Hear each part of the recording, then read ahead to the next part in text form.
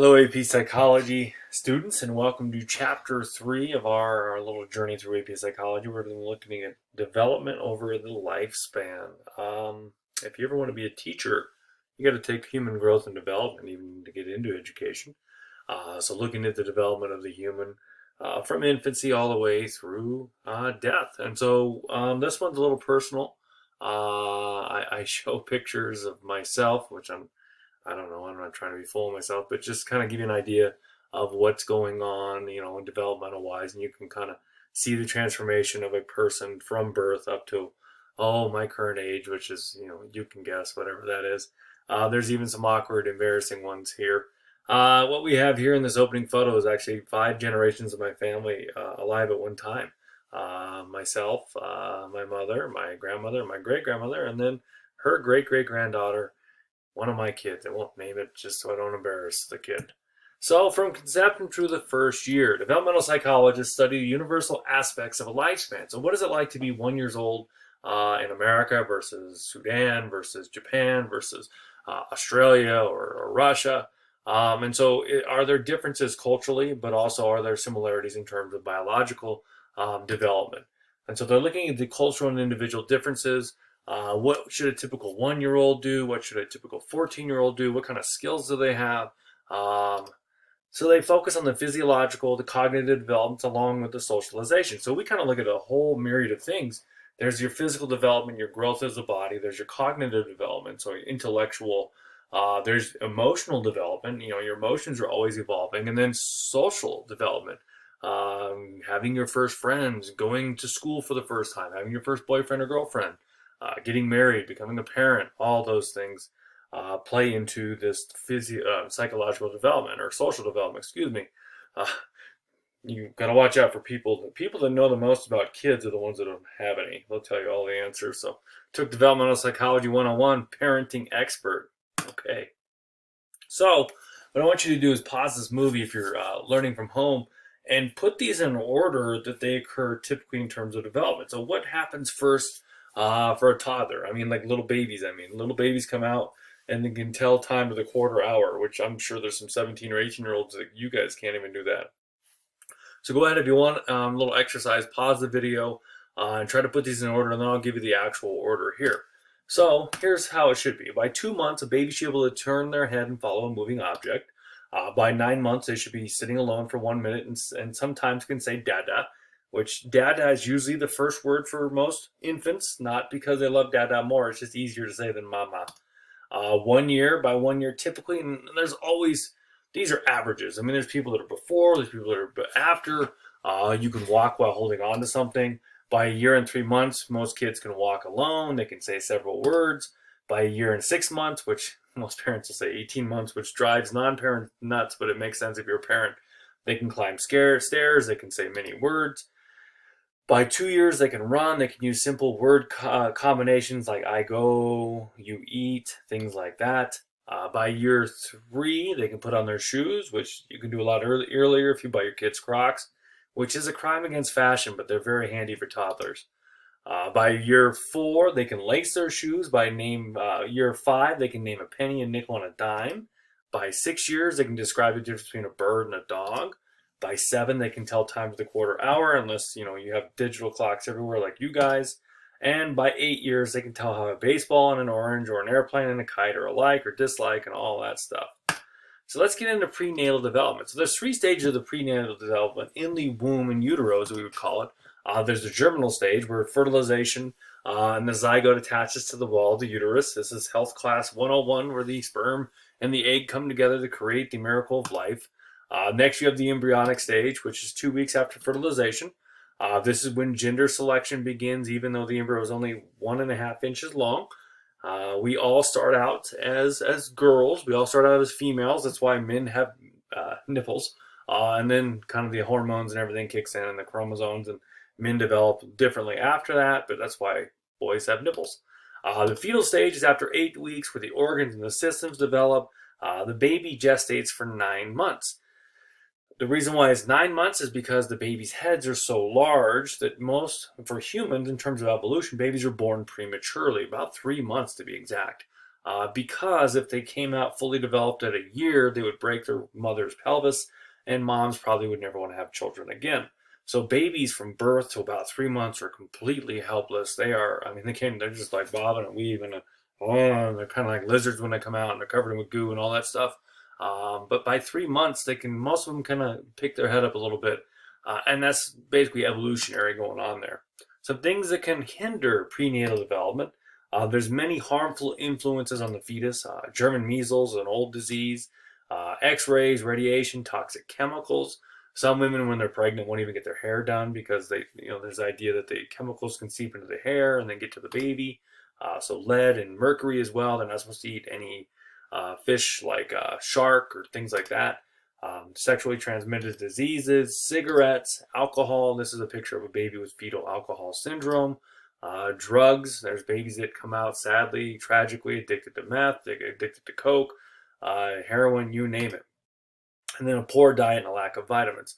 Women, when they become pregnant, they are eating for two, and so they have to develop that child. And most of them take prenatal vitamins to make sure that everything that the baby needs, they get. And then I put the last one is the Zika virus, which kind of, you guys forgot about that with all the corona stuff, but the mosquitoes carrying the Zika virus in the tropics really caused the problem with some, especially in Brazil, with some premature and deformed babies being born. Something to keep in mind. They actually warn people, if you're traveling to the tropics, if we could travel, to not, if you're wanting to have a baby, to be very, very careful.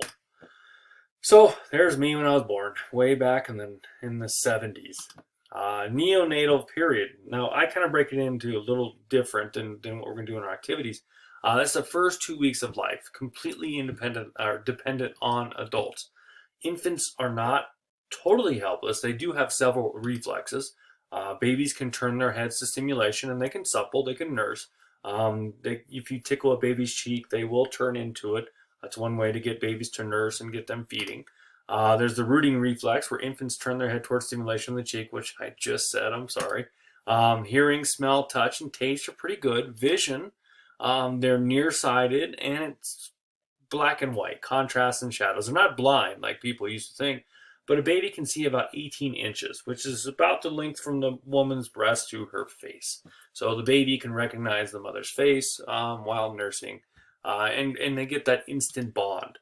Very few cognitive abilities of an infant in the neonatal period.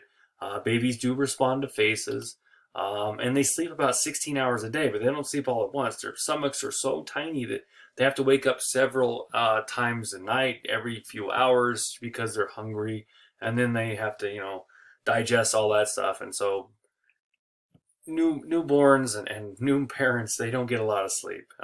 It's pretty difficult when the baby's up all the time.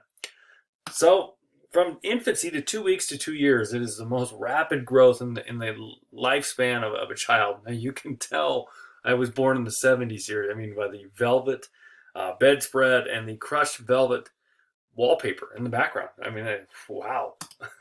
So physically, the first year is the greatest growth. By 2 months, they can raise their head. Babies they almost double in weight, probably more than double in weight in that first year. They grow tremendously in terms of inches. By 2 to 5 months, infants are unable to clear their airways. And so they used to have babies sleep on their tummies like this. And then they found out, because of SID, sudden infant death syndrome, that babies should be on their backs until they can, lift and turn their head themselves. Also, there shouldn't be excessive blankets or too soft or stuffed animals, because some babies tragically, sadly, just stop breathing and die, which is SIDS. By 6 months, many can roll, many can sit, many can begin to crawl. They also have 20/20 vision by age 6 months. By 1 year, most can walk alone. They can grasp small objects with their fingers. Cheerios are a great way to teach infants how to eat, and also how to get fine motor skills. And if they do choke on it, it's got a little hole, because babies will choke. It's kind of scary. By 2 years, they're little terrors. They're getting into everything. They're running everywhere. They're talking in broken sentences and all that fun stuff. Now, there is a critical period. There's something called contact comfort in terms of attachment. It begins with the physical touching and cuddling. And so when babies are born, they instantly, even before they cut the umbilical cord and clean them up, they put the baby on mom for that instant touch and cuddling and that contact comfort to start and foster the attachment. Margaret and Harry Harlow learned contact comfort studying the rhesus monkeys, where they have baby monkeys here with this very sterile robotic mother, which provided food, and then they had one with kind of fur and a face, and they could comfort, they could attach, and they could snuggle with that. And so separation anxiety in humans develops around 6 to 8 months. By the way, these monkeys, the ones that didn't have the cuddling mother, they never, as grown monkeys, were able to reproduce. It's like they missed this critical period. The ones that had even the fake mom, even that was there, that was soft and it had a face, they grew up to be pretty normal monkeys. This separation anxiety when you drop them off at daycare begins between around 6 to 8 months, and they just start screaming because they're losing mom or dad or their attachment. And that continues all the way to the middle of their second year. Some it continues all the way to kindergarten. Maybe you guys still have it. I don't know. Babies raised with lots of adults and other children don't suffer as much than maybe just a one-on-one situation. Mary Ainsworth did the strange situation experiment where they would have a baby get distracted and they would switch the mom. And the baby would kind of give a puzzled look like, wait, that's not my mom. And so they were able to tell that babies as young as several months old could recognize who their mothers were. So the Ainsworth strange situation, what they did is they found there's three categories of attachment. They're securely attached, those that they're very comfortable. They love, they want their moms, they want to be close, or their parent or caregiver, excuse me. There's those that are insecurely attached. They're very anxious. They're always kind of, nervous, not great temperament. Then there's also avoidance. There's two types of that. There's avoidant and anxious and ambivalent. These categories, if babies have these, are later associated with emotional and behavioral problems in childhood. If the mother and the baby just avoid each other, they're not really there, or if they're anxious, it's just a sign that that critical period maybe was missed. So what causes the insecure attachment? Abandonment or deprivation in the first 2 years, abusive, neglectful, and erratic parenting, which sadly does happen. Child abuse is very prevalent in our country, which is just tragic. The child's genetical influenced temperament. Some kids just are a little more nervous or maybe not as attached as other kids. And then also changing and stressful circumstances in the child family, or a creepy Easter bunny from the 1980s. That's not me, by the way. Infants are biologically predisposed to become attached to their caregivers. It's kind of there's the release of oxytocin and things like that cause this attachment and this love for their caregivers. That's all I have for today. We're going to pick up cognitive development next time and talk about how Billy Madison was teaching them to talk like a baby. Hope you enjoyed it.